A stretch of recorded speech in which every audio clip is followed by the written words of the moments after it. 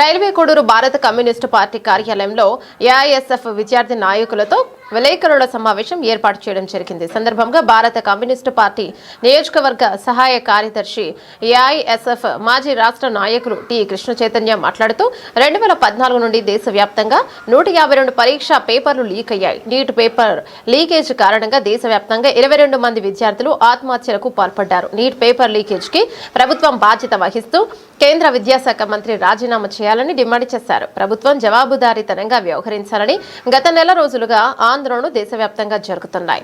పర్యావరణవేత్త సోనం వాంగ్చుక్ గారు నేటికి హాస్పిటల్లో ఆమరణ దీక్ష కొనసాగిస్తున్నట్లు గుర్తు చేశారు. విద్యార్థుల ప్రజాస్వామ్యంను కాపాడాలని, దేశ విద్యా వ్యవస్థలో సమూల మార్పులు కావాలని, నీటి పరీక్ష విధానం రద్దు చేసి రాష్ట్రాల వారీగా మెడికల్ ఎంట్రన్స్ పరీక్ష నిర్వహించాలని కోరుతూ నీటి తదితర పరీక్షా పత్రాల లీకేజ్ ప్రభుత్వం నైతిక బాధ్యత వహించాలని కోరుతూ వామపక్ష విద్యార్థి సంఘాల ఆధ్వర్యంలో 24వ తేదీన తలపెట్టిన దేశవ్యాప్తంగా విద్యా సంస్థల బంద్కు మన రాష్ట్రంలో సంపూర్ణ మద్దతునివ్వాలని కోరారు. నా పేరు కృష్ణ చైతన్య. నేను ఏఐఎస్ఎఫ్ నియోజకవర్గ ఇన్ఛార్జిగా వ్యవహరిస్తూ ఉన్నాను.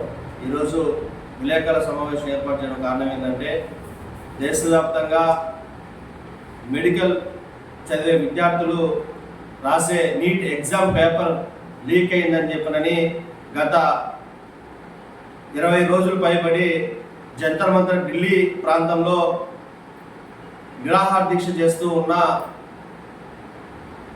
విద్యార్థులు, యువకుల మీద పోలీసుల 2 రోజుల క్రితం చేసిన లాఠీ చార్జ్కి వ్యతిరేకంగా, అలాగే నీట్ ఎగ్జామ్ పేపర్ లీక్ కావడానికి బాధ్యత వహిస్తూ ధర్మేంద్ర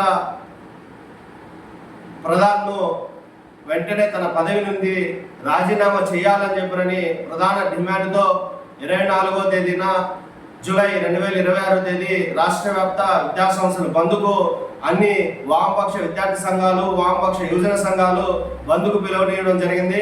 అందులో భాగంగానే రేపు కోడూరు నియోజకవర్గంలోని అన్ని ప్రైవేటు ప్రభుత్వ పాఠశాలలు, కళాశాలలు ఈ బంద్లో పాల్గొని నీట్ ఎగ్జామ్ పేపర్ లీక్ చేసిన కేంద్ర విద్యాశాఖ మంత్రి పదవికి రాజీనామా చేసే విధంగా ప్రతి ఒక్క విద్యార్థి కూడా ఈ కార్యక్రమంలో పాల్గొని విజయవంతం చేయాలని, రాష్ట్ర బంద్ను విజయవంతం చేయాలని ఈ సందర్భంగా విద్యార్థులను కోరుతా ఉన్నాం.